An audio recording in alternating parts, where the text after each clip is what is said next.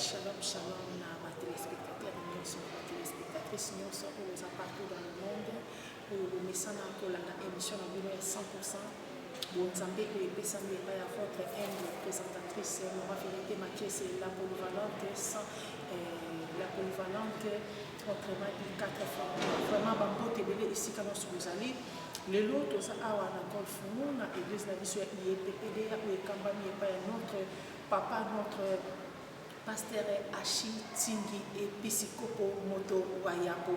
Toyi kaka tolobela po balobiso ke so simbate en tout cas il faut kaka toloba toza na chanter toza obligé à koloba lelo tolobela sujet na biso l'église est sur le plan social vraiment beau rester branché vous allez attentif bolanda émission na biso bo liker bo s'abonner vraiment ko akozwa ko na bo saniti na pesimbote na ba papa na gagnyoso ba sali na Nzambe esika no bozali lokola l'homme de Dieu l'évangéliste Emmanuel Pedro Timothée na église altar de Fogo le visionnaire de Milipador de l'ONG Milipador Bambote Ebele na basali ya Nzambe nyonso sans oublier maman Rakiel Blessing Christo Van pe église ya consolation Mobimba et le bon papa Christian Bambote Ebele sans plus tarder nous présenter l'homme de Dieu Achim Tingi Patricio et Pisikopo Moto Wayambo vraiment makamtolito sola lelo pesa bisoka matoi na kanza ilesala bande ko nyonso ko partout dans le monde en Amérique na Asie na Océanie na Afrique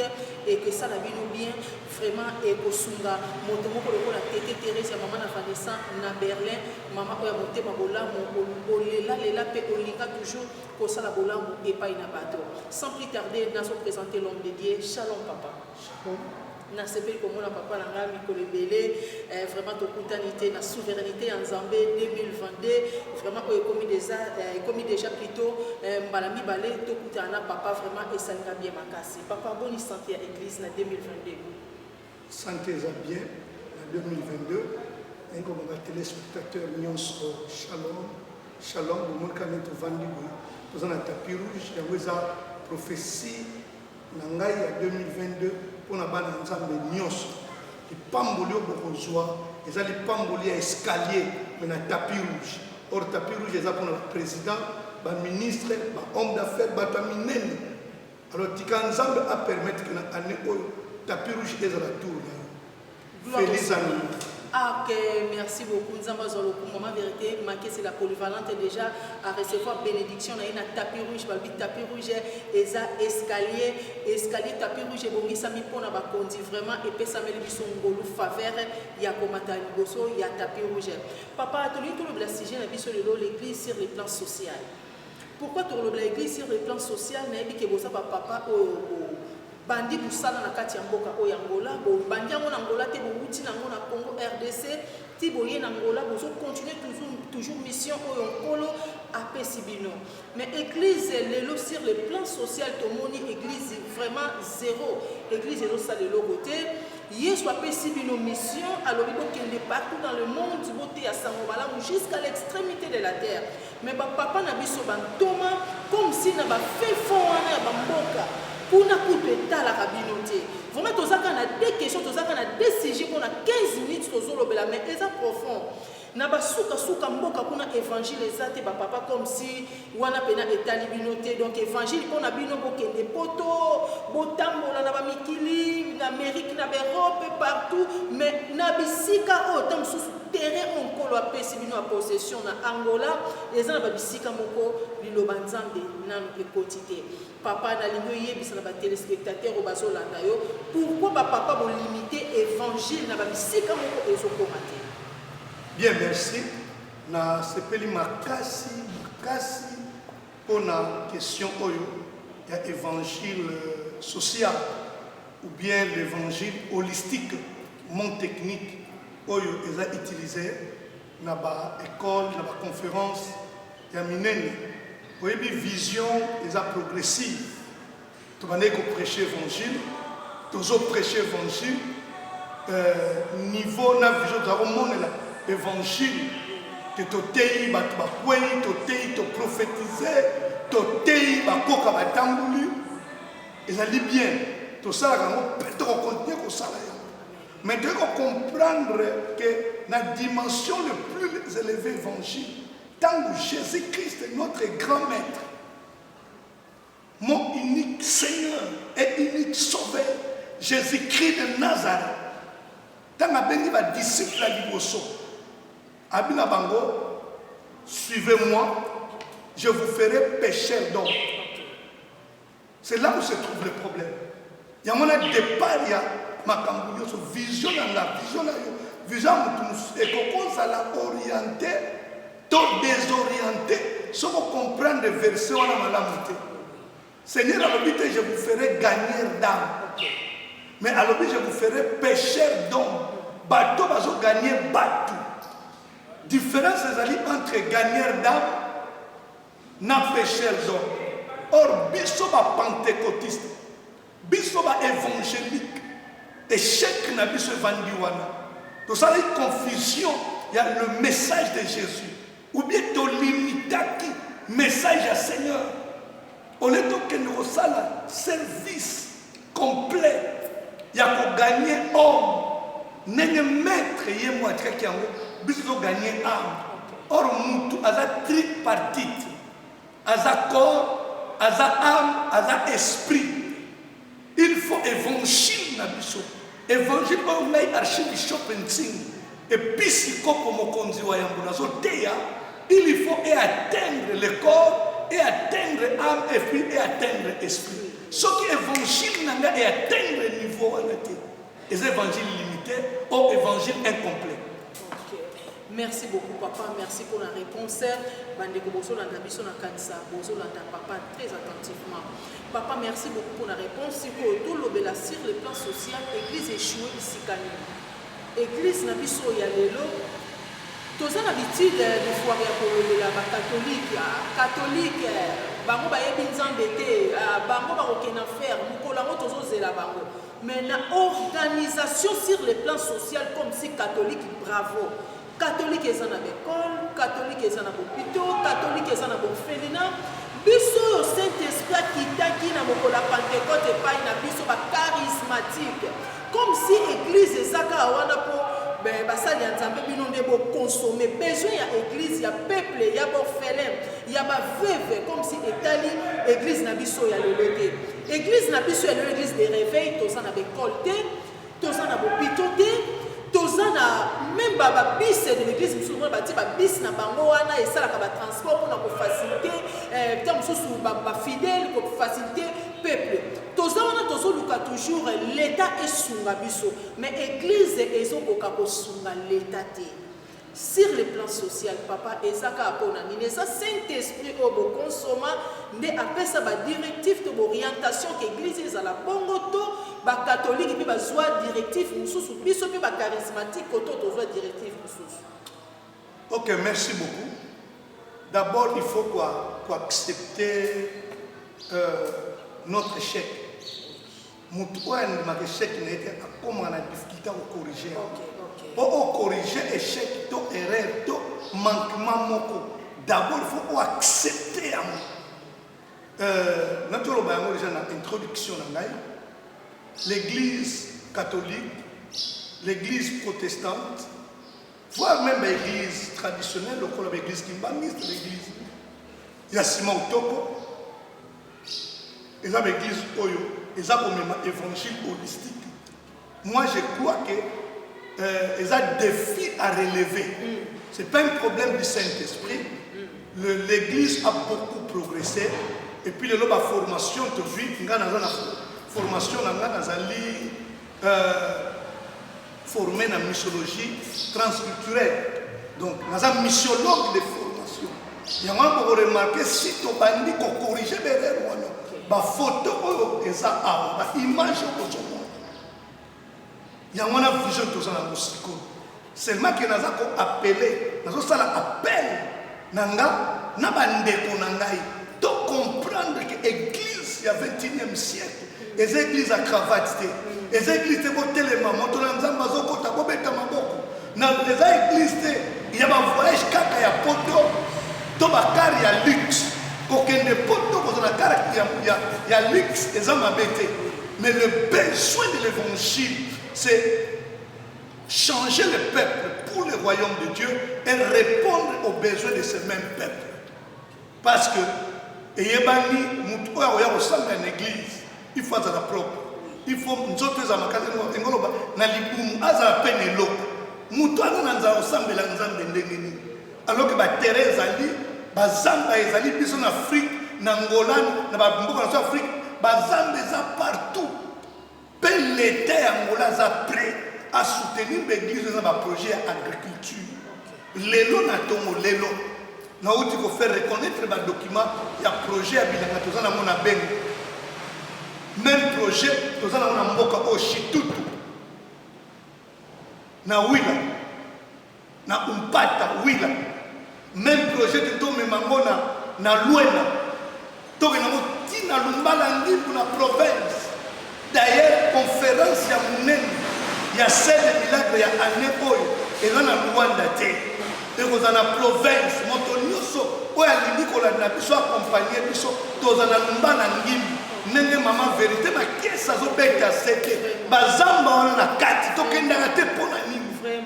Papa Archi azotelemisa baserviteur nyonso Angola nazosala appel kobanda na batata bapere à réveil génération montante leader de force mobiliser l'église pour la mission. Nana za prêt à kokende. Ba photo ba za preuve. Na jié de na conférence awa ba pasteur à Luanda ba soutenaki poto kene na Chitutu na mboka o na Umpata. To kendaki monsieur Salamaki batu ba le ba jui biloko. On avait à peu près nourri plus de 700 personnes na Mukolomoko et plus de 250 enfants. Je vis les besoins. Na tout l'inzambe na comme un millionnaire mon colonie. Vraiment. Alors Nzamba bénir biso. Moi je crois que monsieur Zaka est catholique et Zaka est protestant, Zaka est protestant, mais monsieur Zaka pour la église. Église il faut faire la mission. Na évangile holistique, na vision holistique. Ok, merci beaucoup. Merci Salina bien Makasi Mbote na l'évangéliste Emmanuel Pedro Timothée Attar de Fogo, le visionnaire de l'ONG Milipador. Papa Tingi nazomona awa na photo na moni yo mokoza awa na mboka na Chitutu mona ebiteza na wila papa. Eza na wila oui. Ok, na moni foule ya batu basali mulongo comme si ozo distribuer ba biloko ozo pesa bango. Vraiment, et l'autre église est séguito sala lelo yangoyo. Papa Tingi na yebite et l'autre bandi au sala qui est encore à fin de l'année. Au sepelisa nzambe pe mitema ya bana na nzambe na mboka ona wila. Eza bisika monga na kenda balubangu me ba Chitutu eza na ba kati kuna penza. Mboka moko eza pasi kolia pasi mai pasi bazana ba na courante do bazana vie moko très difficile. Na kati ba tumsusu na kati mboka na so bine Jésus autono Jésus amazananya. Donc ayebite Jésus-Christ azanani pour na biso. Vraiment nazo lancer message na ngepa ya ba toma nyonso na ba tata na ngai nyonso. On kolo apesa lo tomo esika oyo senge na moment oyo évangile kota sur les na kati na bamboka oyo. Vraiment lola ekesepela.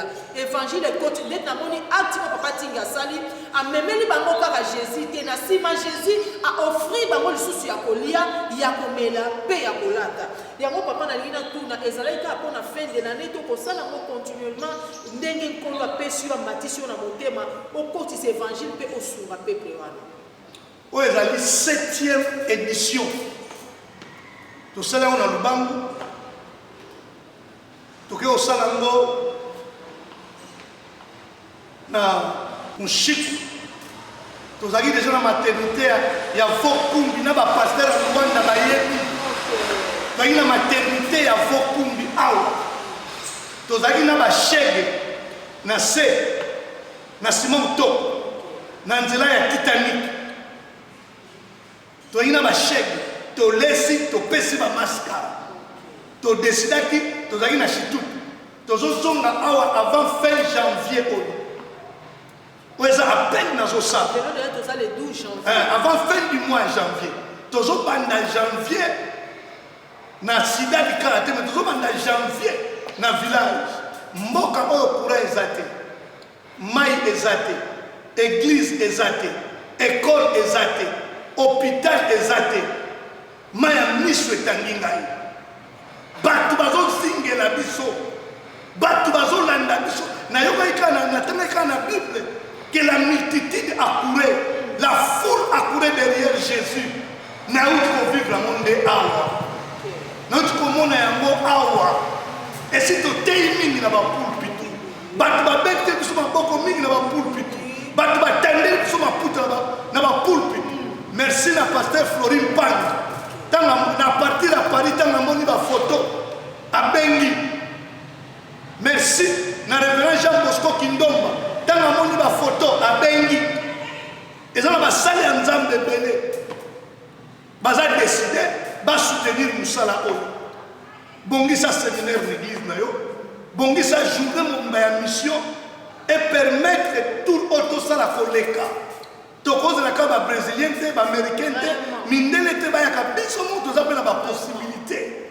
mbongo tokosomba veste mbongo tokosomba basapatu tozolata ekoki koservir awa bacompte bancaire eza na se awa ozomona ngo bien na baiban contacte biso merci na pasteur Job Mukadi na mwasi na ye mama félicité mpo na appui badon na bino nzambe apambola bino merci pour le prophète Baifaya na France, na Lyon.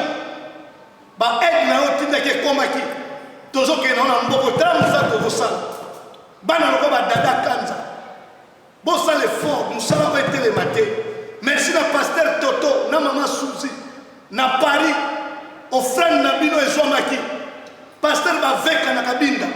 Offrande otindaki ekomaki. Pasteur Dada Nyanga na église na oyo mobimba.